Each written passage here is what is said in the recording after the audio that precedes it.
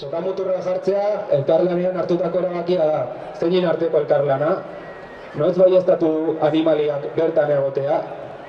Nola jasotzen da honen onespena? Gezurra dirudi 2025 urtean sokamuturra Urretxuko jaietara lotatzea. Ez da onargarria 21. mendeko gizarte batean